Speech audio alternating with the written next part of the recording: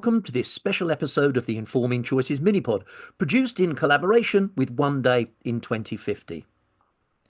Ecofascism, Leviathan or Lifejacket of Humankind is a multi-author book featuring 36 top futurist voices who have come together to explore our climate future beyond purely climate data through the lens of ecofascism. But what is ecofascism?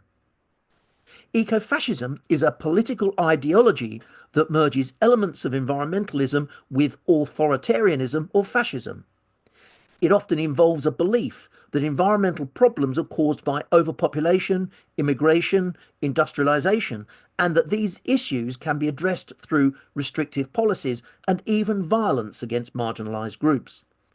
Eco-fascists may advocate for a return to a more natural state, often at the expense of individual freedoms and human rights. The premise for all the stories in the book is this. The year is 2050. Temperatures have risen by over 2 degrees Celsius. Global population has reached 9.8 billion. Pressure on natural systems is at its peak. A new global movement has arisen. A totalitarian system has been enforced based on the minimum climate footprint on every aspect of our society.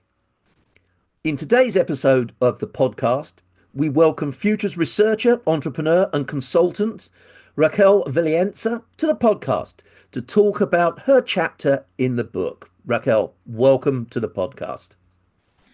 Hello, I am happy to participate in this podcast. It's great to have you here.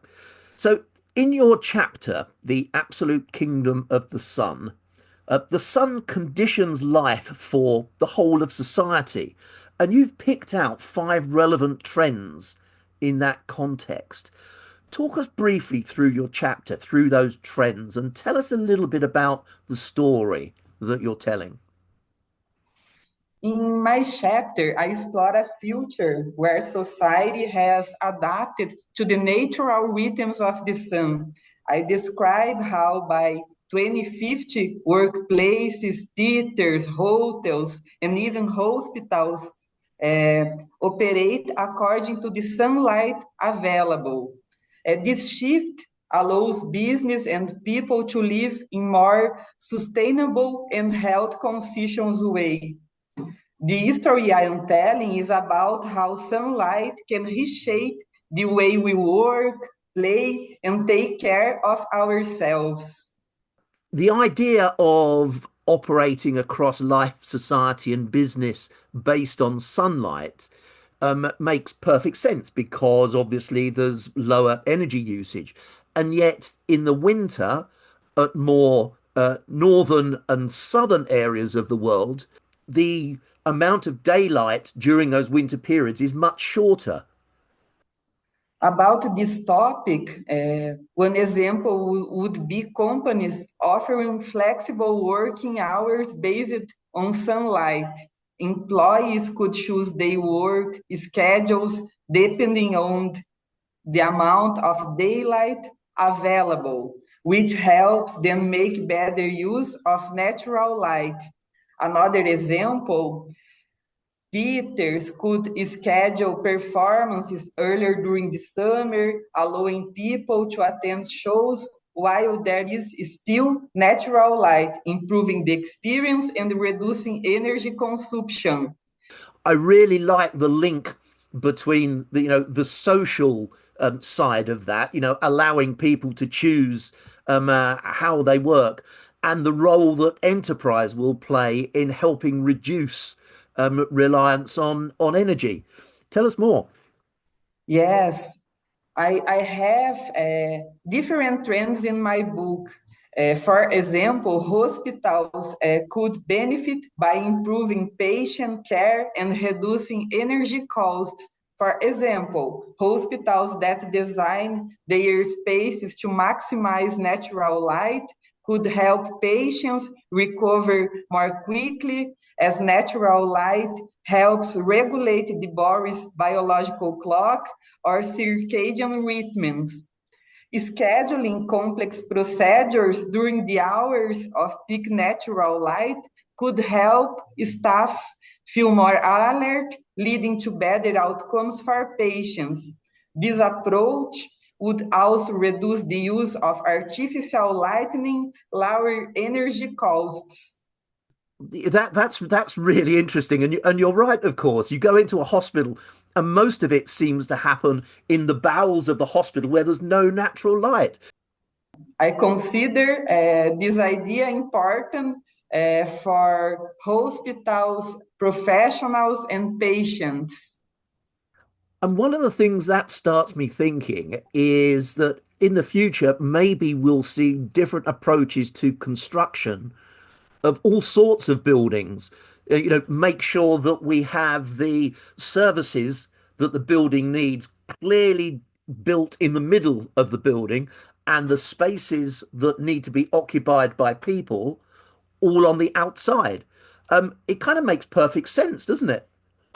Yes, the motivation behind my chapter was to imagine a future where we live more harmoniously with nature. I wanted to show how a simple yet powerful natural resource like sunlight can influence our choices and habits in a positive way.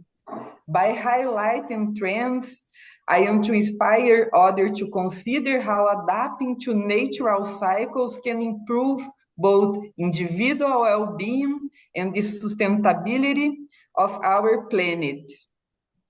I hope that after reading this chapter, readers will reflect on how they can align their lives with natural light. This could mean changing their daily routines, supporting companies that prioritize sustainability, or even advocating for changes in how we design public spaces and work environments. Additionally, I want people to start seeing the sun and other natural resources as essential elements of new way of thinking in your daily lives. By recognizing the value of these resources, integrating them into our routines, we can foster a more harmonious connection with the environment and contribute to a healthier and more balanced planet. Well, let me put this point to you then.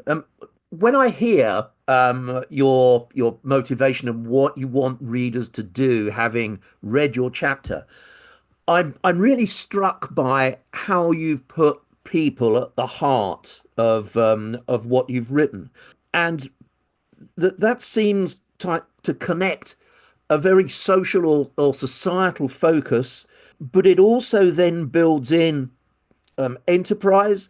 It builds in an acknowledgement of aligning ourselves as people, as humans, with the natural world about us. But I suppose it challenges as well us as a society to think about the implications for how we develop infrastructure in the future, doesn't it?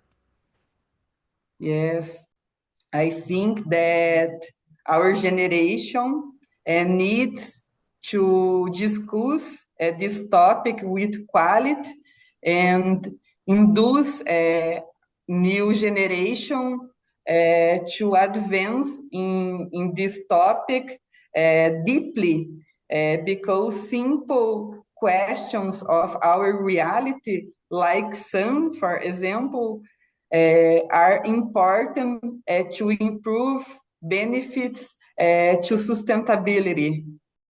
So, one of the other things that strikes me is that together with all the authors I've spoken to from the book, one of the things that we're trying to do is strike the right balance between telling people what to do, but encouraging different behaviors so that we end up as a society, as a species, able to manage the climate crisis in a good way.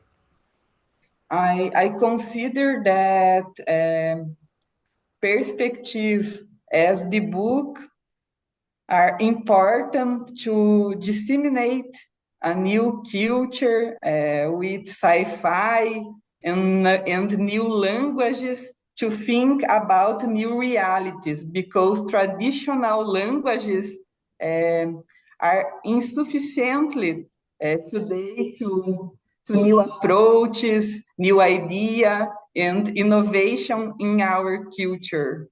Yeah, that's absolutely brilliant. What I really like is the notion of new realities. Raquel, that's been really, really brilliant. Thank you so much for speaking to me. And thank you for coming on the podcast.